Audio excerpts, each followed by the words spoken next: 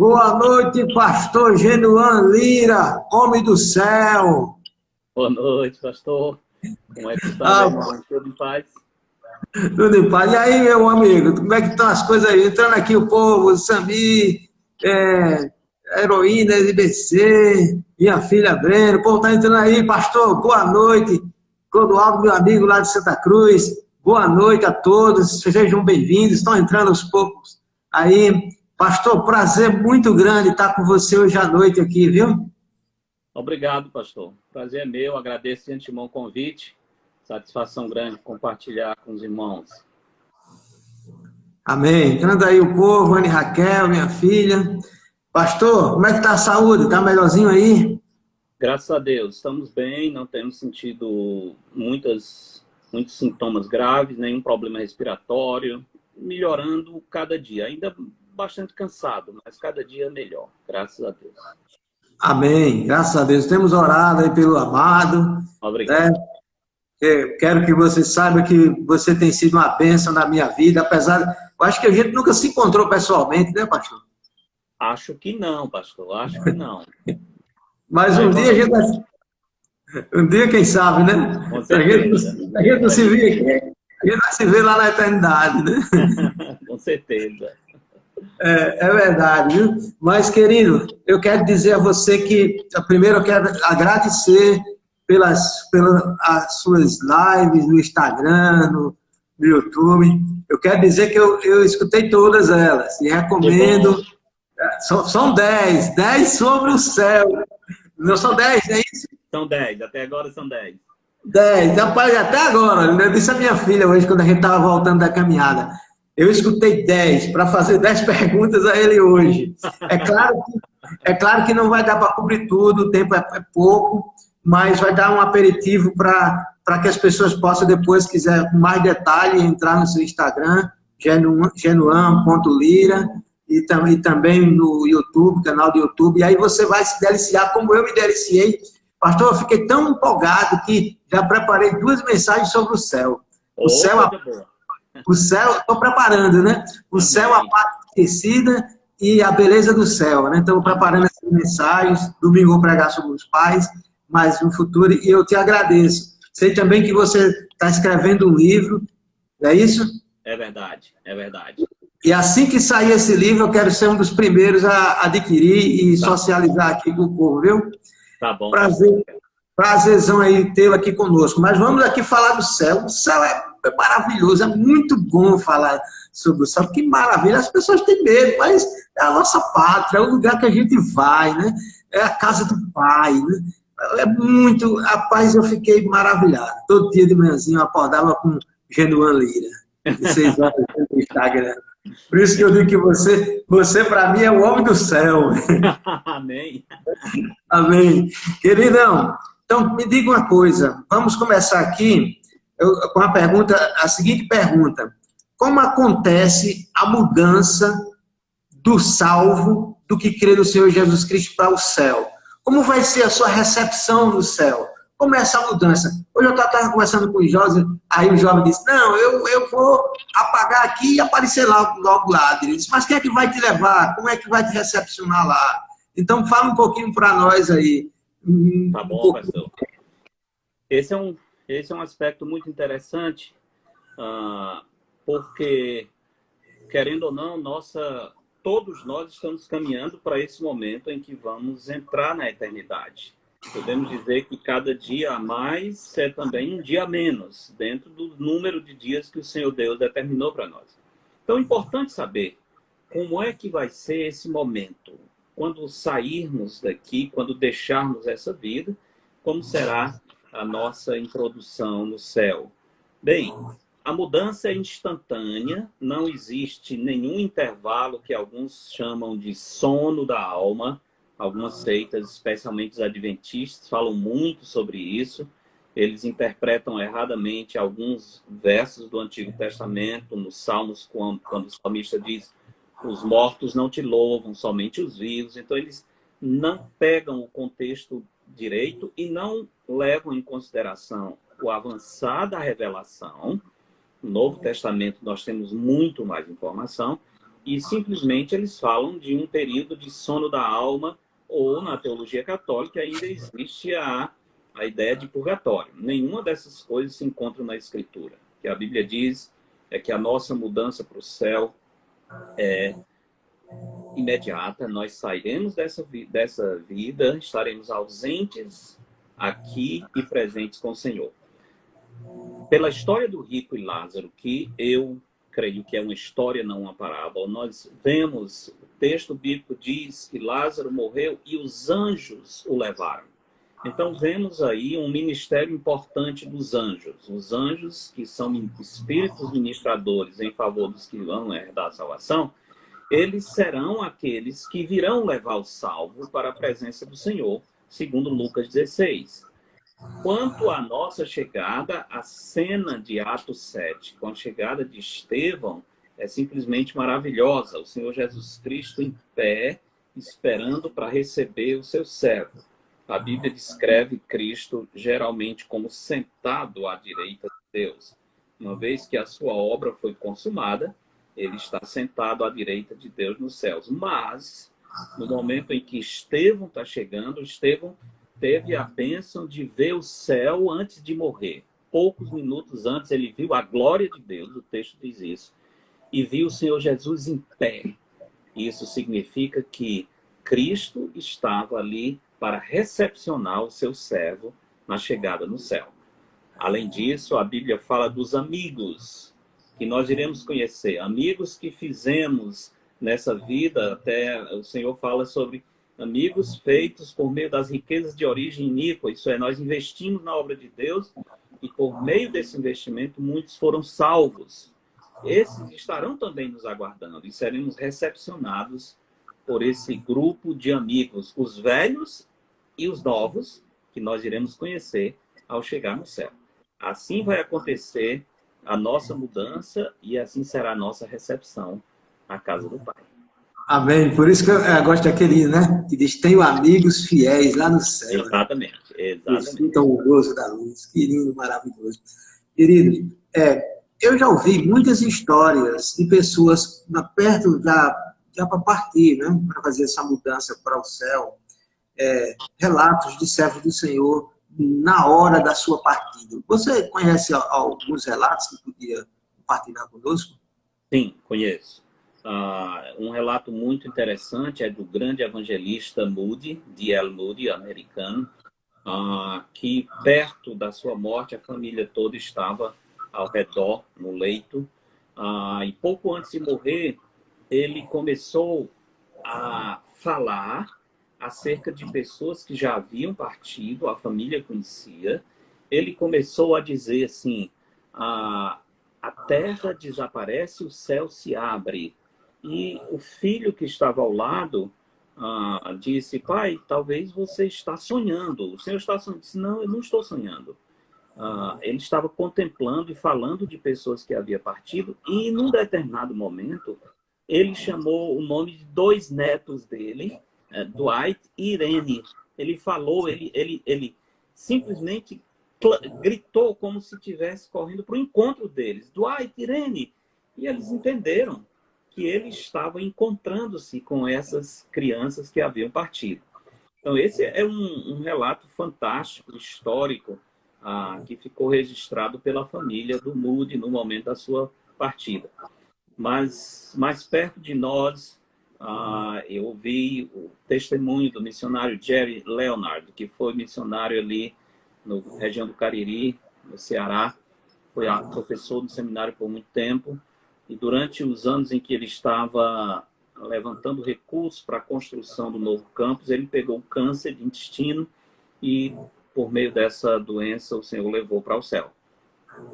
Poucos momentos antes da sua partida, a esposa estava ao lado da cama, ele recobrou o ânimo, mudou as feições e começou a falar também com pessoas que já haviam partido. E ela entendeu que ele estava chegando numa grande reunião. É como se houvesse amigos esperando aquela saudação, aquela alegria. Ela ouviu os nomes de pessoas que já tinham partido. E ouviu também ele falando acerca dela. Como alguém perguntando e ele dizendo, não, ela vem depois. Mas essas foram as últimas palavras dele, com um sorriso, com um semblante alegre, como quem chega em uma grande festa, ele partiu para a presença do Senhor. Então, são muitos relatos maravilhosos do momento em que o servo de Deus está deixando essa vida e entrando na presença do Senhor, no céu presente. Que maravilha, né? Esses servos de Deus, na hora, assim, um relâmpago, um relampejo de lucidez, assim, abrir o céu e ver a glória. Poxa, que privilégio. Fale sobre o estado intermediário, por gentileza. Ok, quando nós falamos sobre o céu, às vezes nós confundimos a palavra céu, ela pode ser usada num sentido mais amplo, mas quando nós dizemos, por exemplo, o irmão que partiu, o meu pai, a minha avó que cria no Senhor Jesus Cristo estão no céu, nós estamos falando do céu presente. Nós estamos falando do estado atual em que eles se encontram. O estado intermediário é essa condição em que os mortos existem entre o momento da sua morte e o momento em que o Senhor voltará para estabelecer o seu reino e, posteriormente, criar o novo céu e a nova terra e também julgar aqueles que serão condenados. Então, é a condição atual entre a consumação da história e o momento da morte. Os que morreram agora estão nesse estado intermediário. Os salvos já estão na presença do Senhor, já estão gozando todas as maravilhas da glória de Deus, estão na cidade, na pátria celeste, assim como nós temos a descrição de Lázaro no seio de Abraão, que na verdade descreve um banquete, um estado de um banquete, como Abraão preparando uma recepção para aquele servo de Deus. Então, os que partiram em Cristo já estão, Paulo diz isso, o desejo dele era partir e estar com Cristo, já estão na presença do Senhor, mas ainda não estão no estado final. Esse ainda não é o novo céu, o estado eterno virá com o novo céu e a nova terra. Os que partiram sem Cristo já estão sofrendo, a Bíblia descreve isso, um lugar de choro e ranger de dentes, temos lá a história do rico, mas ainda não é o estado final. É um estado de condenação verdadeiro, mas intermediário. Por quê? Porque a Bíblia fala, Apocalipse, João nos ensina que esse inferno, ou Sheol, como às vezes é traduzido, ele será lançado para dentro do lago de fogo. Então, o estado final dos perdidos é o lago de fogo, não a condição em que eles estão agora. Então, esse é o estado intermediário, é a situação em que os mortos estão agora, esperando o retorno de Cristo, estabelecimento do estado eterno. Isso. Então, o pensamento e a ideia de purgatório e sono da alma, ela é descartada, tendo em vista que há uma presença imediata no céu ou nesse lugar de tormento. Exatamente, a presença é imediata. Paulo diz claramente, temos, portanto, sempre bom ânimo, sabendo que, enquanto no corpo estamos ausentes do Senhor, mas aquela expectativa é partir e estar com Cristo, que é incomparavelmente melhor. Filipenses 1:23. Então, não existe sono da alma, não existe purgatório, pelo menos na Escritura, nós não temos nenhuma indicação desse estado intermediário inconsciente, né? Estado em que os mortos, ele diz, estariam dormindo e seriam acordados, os salvos, para permanecerem na nova terra, os perdidos para ser aniquilados. Então, eles falam do aniquilamento. Mas a Bíblia não ensina essa doutrina em termos da eternidade. Ok. Vamos pensar um pouco aqui sobre o céu presente, né? Desse estado intermediário, já que ainda não é o novo céu e a nova terra descrito lá no Apocalipse 21. Então, o novo céu e a nova terra é futuro, mas o céu imediato, quando a gente faz algum sepultamento de alguém que morre em Cristo, a gente diz, foi imediatamente para o céu. O próprio Jesus disse, hoje mesmo estarás comigo no paraíso, para o ladrão. Então, a minha pergunta é o seguinte, esse céu hoje, presente, é um lugar físico ou uma condição espiritual diferente? Uhum. Esse é um tópico, pastor, que às vezes os teólogos, até conhecidos, eles confundem. Eles não são claros. O próprio Erickson, que é um teólogo que nós utilizamos muito, ele chega a dizer que o céu é mais um estado do que um lugar. Absolutamente isso não tem fundamento na Escritura. O céu presente, agora, onde os mortos em Cristo estão, é um lugar. É um lugar porque a Bíblia diz que é. Jesus diz, eu vou preparar-vos lugar.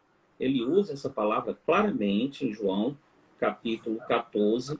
Em Hebreus, nós temos o testemunho dos heróis da fé dizendo que eles aspiram a uma cidade que tem fundamentos, não construída por homens, eterno no céu. Então, eles estão indo para uma cidade, é um endereço, é um lugar determinado. Sobre a cidade, em Apocalipse 21 e 22, a palavra cidade, referindo-se à Nova Jerusalém, aparece mais de 15 vezes. Então, nós sabemos o que é uma cidade. Se Deus realmente não queria nos dar esse ensino, nos mostrar que o céu presente é um lugar, ele não teria usado tantas referências geográficas, vamos dizer assim, usando termos que nós entendemos muito bem como termos que podem ser propriamente chamados de um lugar real, um lugar físico. Além disso, as descrições do céu presente na Escritura é descrição de um lugar, a descrição da Nova Jerusalém tem portas. Nós vemos experiências do céu presente perto de nós, na trasladação de Elias, tem cavalos entrando e saindo, carruagens com cavalos de fogo. Em Apocalipse tem uma águia voando. Então, todas as descrições, nós temos interação de pessoas, temos a conversa entre eles, temos locais definidos, temos uma árvore. Então, não há nada que indique que seja apenas um estado, uma condição espiritual nebulosa, ou uma fusão com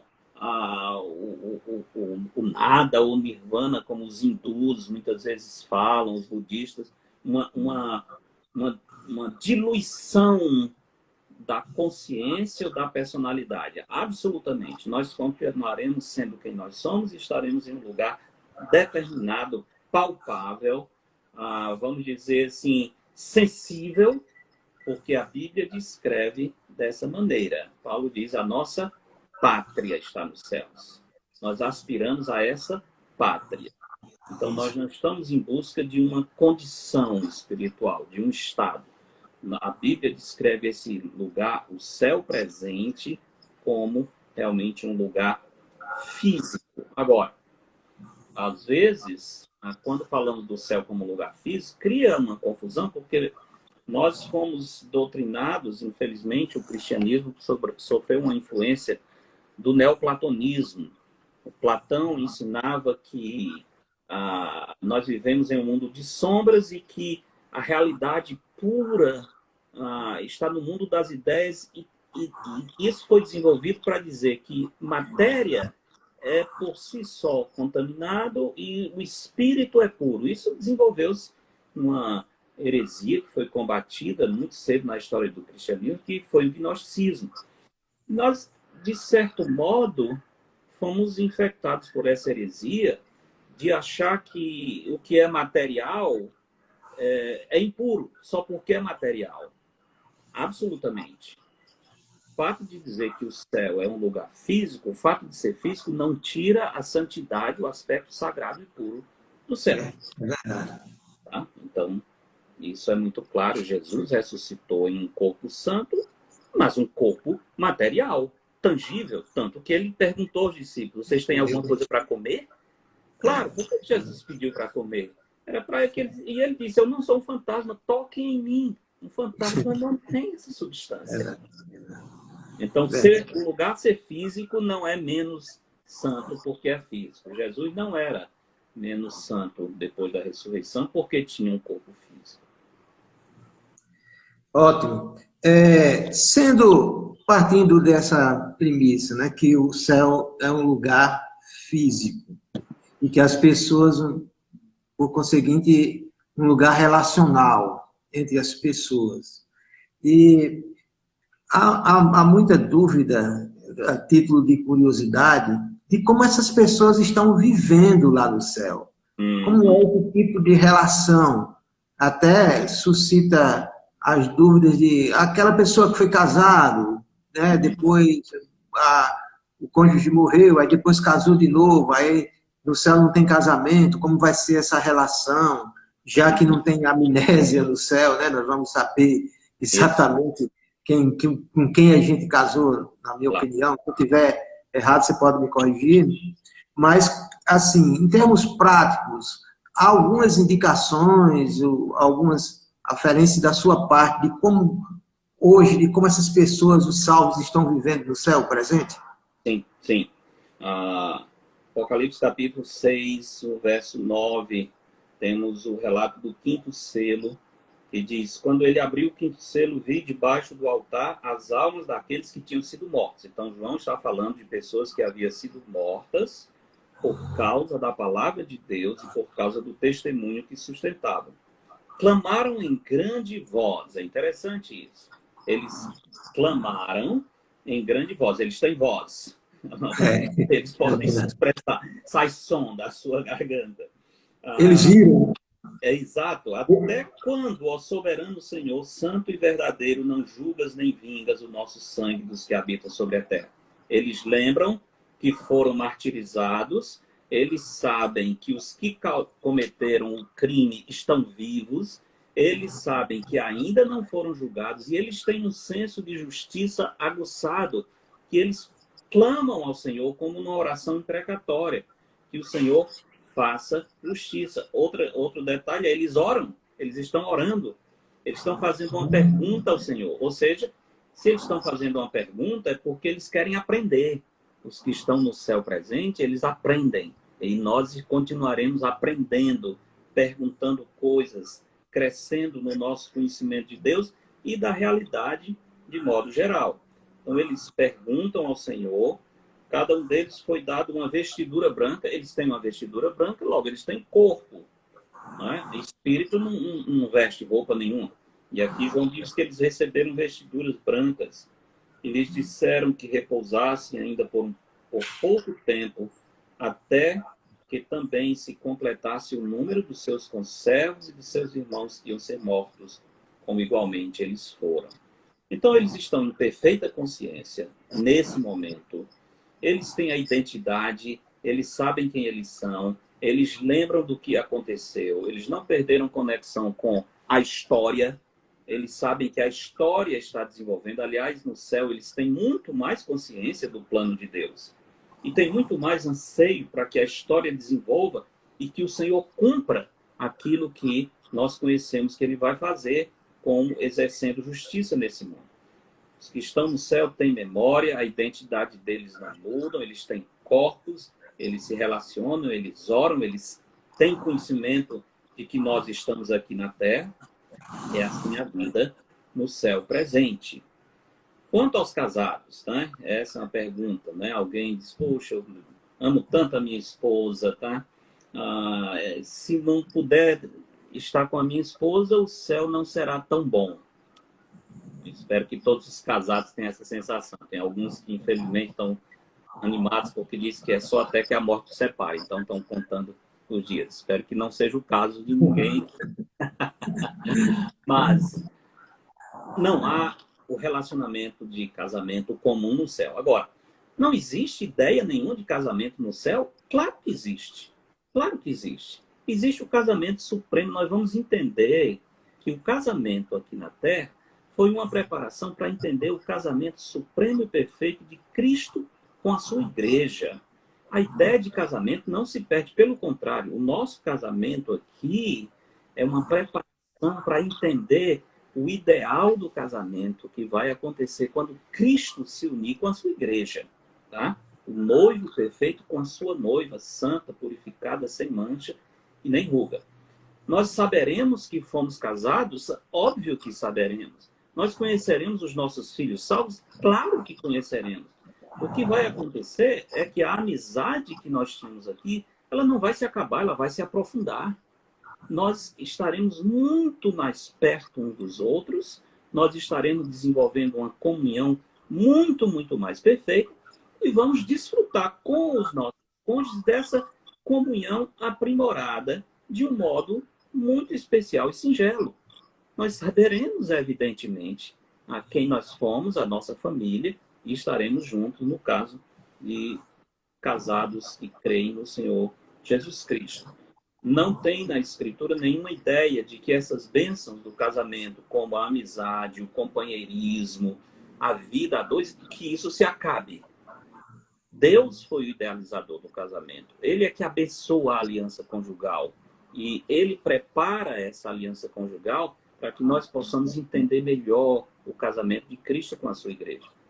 Teremos viveremos o casamento igualmente como na terra? Não, porque, de fato, o relacionamento será diferente. Jesus disse isso, nos céus não se casam nem se dão em casamento. Mas isso não destrói a amizade, a fraternidade e aquele desenvolvimento que nós continuaremos tendo no céu com os nossos cônjuges. Isso. Só uma pergunta que fizeram aqui, mas antes de fazer essa pergunta, na sua opinião pessoal, você acha que o sexo vai ser abolido no céu? Sim. Na verdade, exatamente porque não vai haver a aliança conjugal e o sexo, como Deus planejou, é uma forma de selar essa aliança, sim, não vai ser abolido o prazer. Não vai ser abolido o prazer. Parece estranho para nós dizermos que não teremos relacionamento sexual conjugal no céu, porque isso passa a ideia de que nós seríamos subtraídos de um prazer santo. Não é o caso. Não é o caso. É que mesmo o prazer sexual dentro dos moldes determinados por Deus é apenas um preparo para a satisfação e o prazer que nós teremos ainda mais. Agora, parece estranho imaginar que nós teremos um prazer ainda maior e que vai satisfazer o nosso coração mais do que nós experimentamos aqui na Terra. Mas é porque ainda nós não compreendemos todas as coisas. Mas o que o Senhor tem para nós, podemos dizer assim, nada que é bom, alegre e satisfatório aqui na Terra será maior do que o que é bom, alegre e satisfatório no céu. No céu, todos os nossos prazeres serão muito melhores.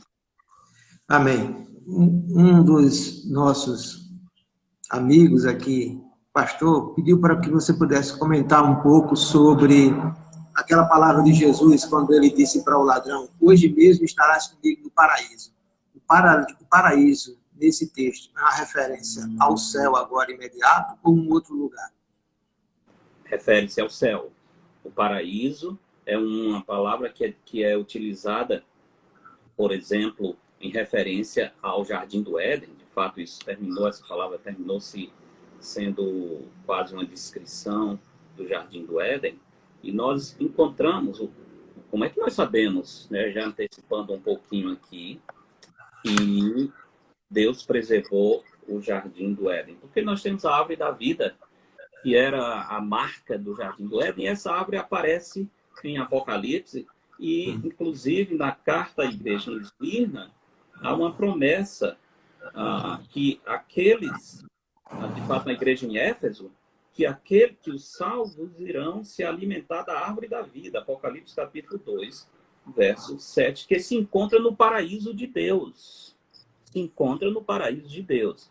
Então, essa expressão, evidentemente, se refere ao céu. Agora, por que alguns dizem que o ladrão e que Lázaro não foram para o céu, mas para o paraíso? É porque existe uma ideia, e até por meio de pessoas sérias, com boa doutrina, mas se criou uma ideia de que existe um estado intermediário que não é o céu. os salvos do Antigo Testamento, eles não estão perdidos, mas também não estão no céu. Eles estavam em um lugar intermediário que Jesus os levou quando ressuscitou. A mesma coisa seria para os perdidos. É como se eles estivessem em uma antessala aguardando esse evento. Não vejo nas Escrituras a base clara para isso, não. É mais uma ideia tradicional que vem através dos tempos, mas esse depósito, esse lugar intermediário que nem é céu nem é terra, ou nem é céu nem é inferno, e que alguns estariam, de fato, nós não temos como mostrar nas Escrituras. Paraíso, seio de Abraão, o céu presente são termos sinônimos. O ladrão na cruz foi para o céu presente. Isso. Ótimo. Maravilha. Na verdade, foi mais uma afirmação também aqui do nosso colega. Tem uma pergunta aqui, mas daqui a pouco essa pergunta vai fazer interface com uma que eu vou fazer daqui a pouco. Mas antes de fazer essa pergunta aqui que a irmã Carmen fez, eu queria que você comentasse e tirasse essa dúvida de que o Jardim do Éden foi destruído com o dilúvio. Tinha lá o Jardim do Éden, então veio o dilúvio e destruiu tudo. Ele existe ainda ou não, ou foi realmente destruído com o dilúvio, o Jardim do Éden? Pois é. Apocalipse 2,7, como eu disse, li há pouco, o texto diz: quem tem ouvidos, ouça o que o Espírito diz às igrejas. Ao vencedor dar-lhe-ei que se alimente da árvore da vida que se encontra no paraíso de Deus. Aqui nós temos a árvore da vida, a mesma árvore física cujo acesso foi vedado aos homens depois da queda no pecado. Essa árvore no céu estará disponível para os salvos. Apocalipse claramente ensina que o Éden, o paraíso de Deus, se encontra no céu, na Nova Jerusalém, que um dia descerá à terra. Lembremos que, de acordo com Gênesis 3:24, o caminho de acesso à árvore da vida passou a ser protegido por querubins. É interessante isso. Quem são os querubins? É uma ordem especial de anjos que estão ao redor do trono de Deus, que são moradores do céu. Tá? Então, é interessante que esses querubins, que são habitantes especiais do céu, ao redor do trono do Senhor, são os guardiões da árvore da vida, que é a marca do Jardim do Éden. Então, podemos dizer que, por essas referências, tudo que a Bíblia nos dá condições de inferir é que, após a queda, Deus preservou o Éden, levando-o para o céu presente. E pela localização da árvore da vida, em Apocalipse 22:2, nós podemos dizer que o Éden hoje seria uma espécie de parque central na Nova Jerusalém. E os salvos em Cristo têm hoje o acesso a esse lugar. Lembra que podemos fazer uma inferência com a própria terra. A terra, a Bíblia diz que o Senhor não criou o mundo para ser um caos. Embora o pecado tenha tornado o mundo um caos. O que o Senhor vai fazer? Ele vai descartar o mundo porque o pecado entrou? Não, ele vai transformar. Ele vai transformar, Pedro diz, né? Se os elementos abrasados se desfarão, e vai ter uma nova terra. Mas é terra. Se fosse uma coisa absolutamente diferente, não faria sentido chamar nova terra. Então, as semelhanças com a terra estão lá. Deus não vai descartar o que ele fez, muito menos o Jardim do Éden, que era o lugar especial do encontro dele com o homem antes do pecado. Então, o Senhor não destruiu, o Senhor preserva e um dia trará para a terra, que é a nova terra transformada. Ok, ótimo. Pastor, eu queria fazer essa pergunta tendo em vista essa comunicação dos vivos com os mortos. Assumindo duas dimensões. Daqueles que estão com Cristo e daqueles que morreram em Cristo, estão no céu, e daqueles que estão no inferno.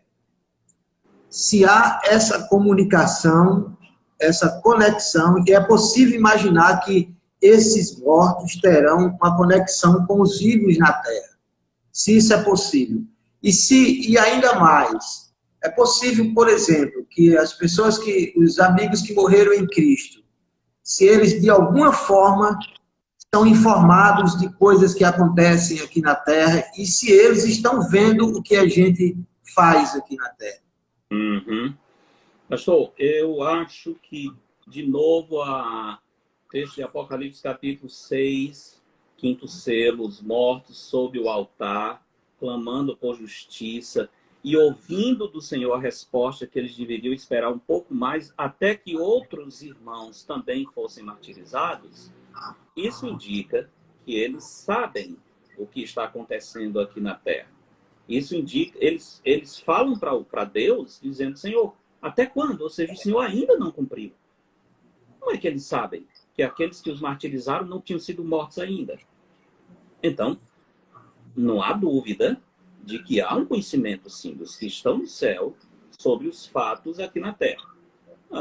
Podemos pegar, por exemplo, o rico, nesse caso, no inferno, mas ele sabe quantos irmãos tem, ele sabe a condição espiritual dos irmãos, ele tem toda a consciência da história que ficou para trás, até pede a Abraão para enviar alguém. O Senhor Jesus, em Lucas capítulo 15, falando sobre o arrependimento, a alegria no céu, ele diz que haverá, por exemplo, no versículo 6, versículo 7 de Lucas 15, digo-vos que assim haverá maior júbilo no céu por um pecador que se arrepende do que por 99 justos que não necessitam de arrependimento.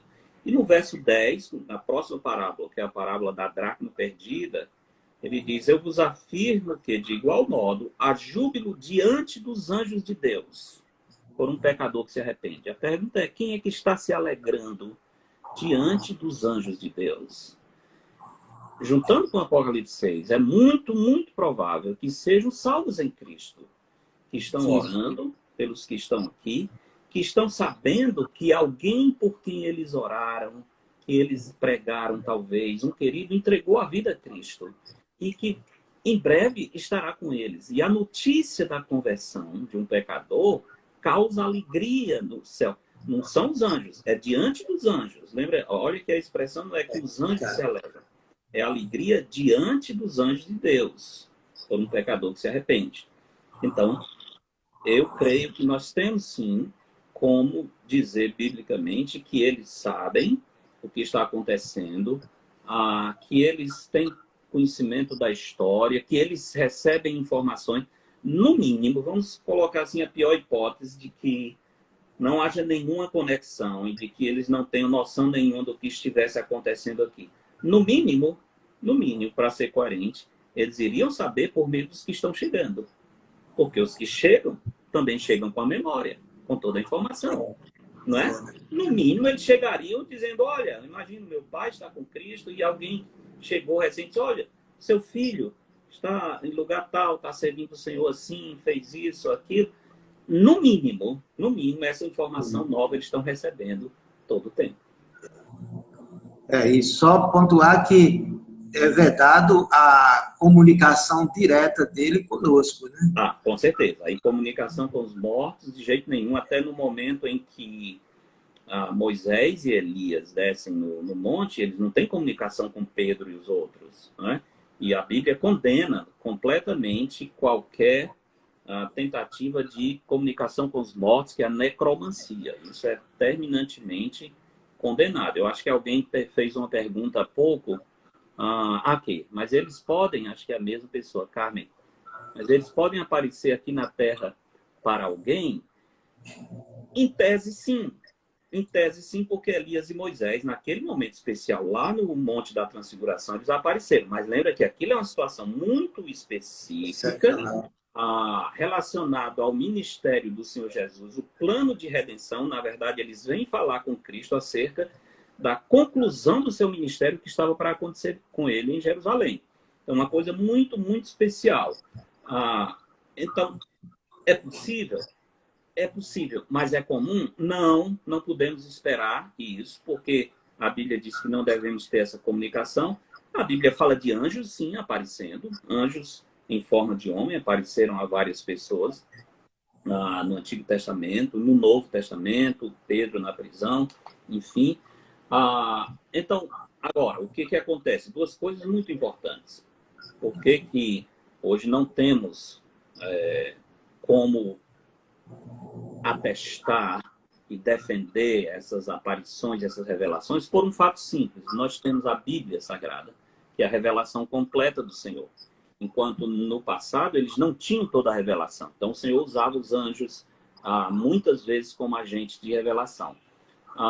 E uma segunda coisa muitas vezes o que ocorre é que Satanás, sim, que é um anjo de luz e que engana as pessoas e que é sábio o suficiente para imitar vozes, gestos e tudo, ele aparece por meio dos seus anjos como se fosse alguém que morreu. E aí sim é um ardil, uma artimanha.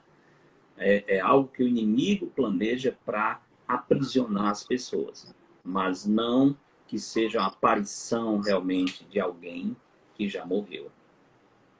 Tendo como pressuposto de que uma criancinha, quando morre, ela vai para o céu. Recém-nascido, preferencialmente, para não ter nenhuma dúvida. Como está o corpo dessa criança hoje no céu? Qual a visão que tem das crianças? Como a identidade dela? Vai pensar como um adulto? Como criança? Como seria isso?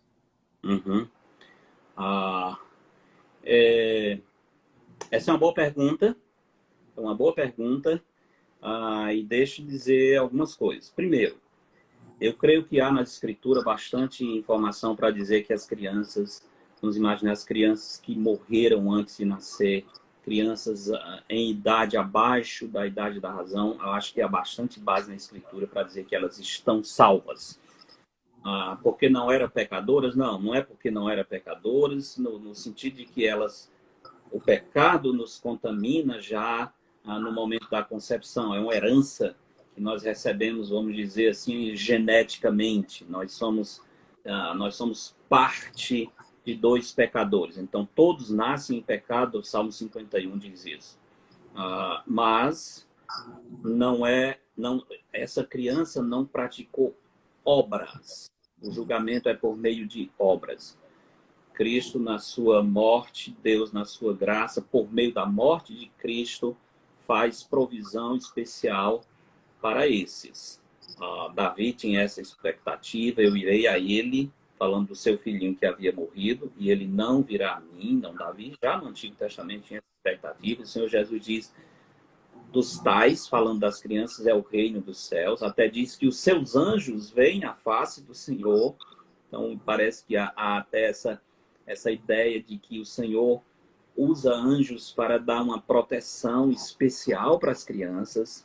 Agora, tem uma tradição que diz que a criança, quando morre, vira anjo, né? A tradição católica diz, virou anjo. Ninguém vira anjo, né? Nem anjos são criaturas especiais de Deus, nem eles viram homem, nem ninguém vira anjo. Agora, a pergunta é, as crianças estão salvas? Estão. E como é que ficam? Serão eternas crianças? Bem, não temos na Escritura informação específica sobre isso. O máximo que nós podemos imaginar, note bem, estou dizendo aqui, eu estou especulando, eu não tenho nenhum texto na Escritura para defender isso, é simplesmente uma inferência geral, posso estar errado em algumas dessas coisas, mas o que alguns pensam, e eu acho que faz sentido, é o seguinte: as crianças chegam no céu como crianças, sim, e que estariam se desenvolvendo até o ponto em que chegassem à maturidade sem sinais de decadência física, ou seja, estariam crescendo até aquele ponto onde, a partir dali, já seria sinais de envelhecimento. Nota bem, irmãos, não tem base, não tem um texto bíblico aqui, eu estou simplesmente inferindo como alguns. É possível, e vejam muito bem a expressão, é possível, não estou dizendo que assim seja, que o que acontece com essas crianças que chegam no céu pequenas, é que o Senhor dará a graça aos seus pais de acompanhar o crescimento deles até um certo ponto, até eles atingirem aquela perfeita maturidade. É bem possível. Qual é o estágio de perfeição de maturidade também? Não sabemos, mas eu gosto da ilustração, a ilustração que alguns dizem que muito provavelmente é a idade que Jesus alcançou. Jesus alcançou 33 anos, a idade em que ele foi morto. É por aí, entre os 30 e 40, em que nós chegamos ao máximo de maturidade sem mostrar sinais de decadência. É por aí. Então, possivelmente, note bem, possivelmente o Senhor dará aos pais o prazer, a felicidade de acompanhar no céu o crescimento desses filhos que partiram cedo. Que eles vão ser reencontrados lá, não tem dúvida que muitos pais terão a felicidade de conhecer o filho, porque muitos partiram e o pai não conheceu. Imagina, quando eu falo com irmãs que perderam filhos por gestação prematura, alguma coisa, muitas vezes eu tenho dito isso, muitas vezes, irmã, você e o seu marido agora têm um motivo a mais para querer ir para o céu, para conhecer essa criança. É verdade. Conhecer essa criança. Imagina a alegria desses pais chegando lá e a criança vindo, né, ao encontro deles. Verdade. Maravilha. Nunca tinha pensado nisso, pastor, mas eu acho uma boa inferência e uma boa resposta. Maravilha. Creio que faz muito sentido isso sim, que o senhor falou. Com relação aos anjos, a nossa relação com os anjos. Uhum. Vai ter uma relação, como vai ser essa nossa relação com os anjos? Há uma relação de hierarquia, de amizade? Como vai ser isso no céu? Bem, eu acho que é uma relação de amizade, mesmo porque o Senhor vai nos colocar em uma situação de julgar os anjos.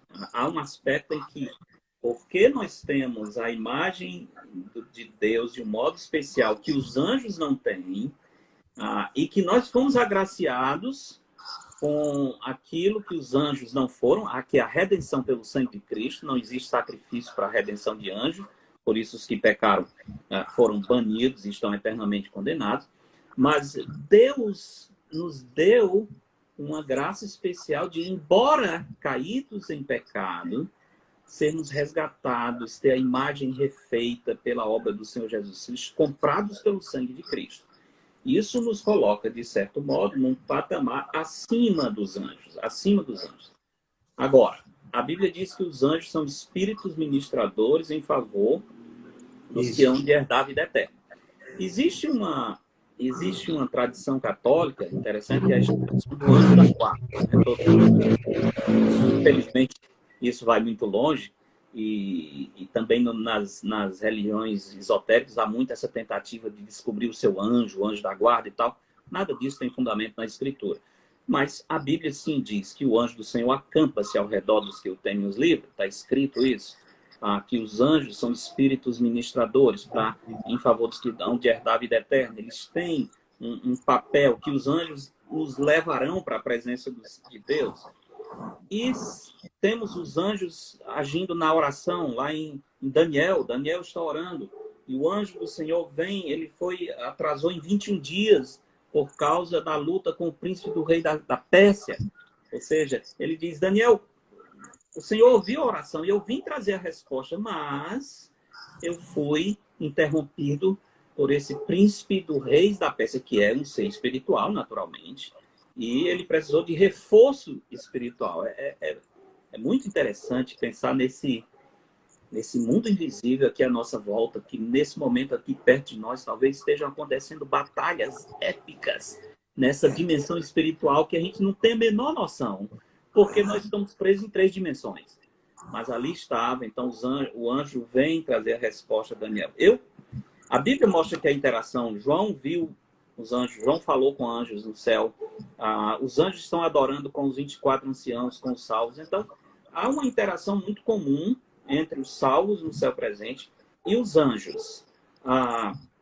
E eu creio que vai haver, inclusive, como eu disse, Paulo disse que o Senhor nos disse, nós vamos julgar os anjos, certamente os anjos caídos, lá falando aos Coríntios. Mas eu creio que uma coisa muito interessante vai ser conversar com os anjos e saber os livramentos que Deus nos deu por meio deles. Entender como foi o ministério deles conosco, não é? Quantas coisas eles nos protegeram, nos guardaram. Eu imagino ele representar, lembrando aquele dia que você chegou e disse assim, olha, por sorte eu não tive um acidente. Não tem nada de sorte. Deus me enviou para lhe proteger, para lhe guardar. Então, pelo que temos dos contatos daqueles, especialmente de João, a interação será uma interação comum. Nós saberemos melhor acerca do ministério deles, né? Nós poderemos conversar com eles, nós iremos crescer juntos, mas eu creio que nós, resgatados pelo sangue de Cristo, ainda estaremos numa posição até mais privilegiada, e por causa do grande amor que o Senhor nos mostrou na cruz. Amém. Amém. Maravilha, pastorzão. Realmente essa dimensão angelical, né, que nos rodeia, às vezes nós somos tão insensíveis que não paramos um pouco para pensar na proteção de Deus e na ministração desses anjos, conforme você falou aí. Mas tem uma frase sua que eu queria que você comentasse, que eu escutei. Nessa frase você diz o seguinte: o céu não está muito longe de nós. Como assim o céu não está longe? Porque sempre eu pensava assim, rapaz, o primeiro céu, o segundo céu, o terceiro céu, está muito longe. Daí você vem e desconstrói essa minha falsa teologia e diz, o céu não está muito longe de nós. Explica aí, meu querido. Pastor, é a seguinte, onde está o céu? Essa aqui é uma coisa interessante. Eu creio piamente que o céu está perto de nós, mas numa dimensão que nós não conseguimos perceber. Por quê? Porque há relatos na Escritura de pessoas, não em sonhos, não em visão, por exemplo, ouvindo a voz do céu. Paulo, no caminho de Damasco, ele falou com o Senhor Jesus e Paulo não estava não estava sonhando. Como é que Paulo, com seus ouvidos normais ainda, escutou a voz de Cristo? Isso nós podemos ver em outras situações. Elias e Eliseu. O momento em que Elias é trasladado, Eliseu está do lado dele, né? A história é interessante, porque Eliseu sabia que Deus iria levar o seu mentor naquele dia. Elias tenta fazer com que Eliseu se afaste dele em alguns momentos. Eliseu diz, de jeito nenhum, para onde você for, eu vou. Né? E no momento em que eles estão perto, Eliseu vê um carro e uma carruagem com cavalos de fogo, e ele diz, carro de Israel e seus cavaleiros. E naquela carruagem de fogo, Elias desaparece. Elias desaparece. A descrição não é que Elias vai subindo para o primeiro céu, o segundo céu, vai diminuindo até desaparecer. Não, foi instantâneo. Pronto, aqui. Então ele desapareceu imediatamente. Não foi um distanciamento gradual.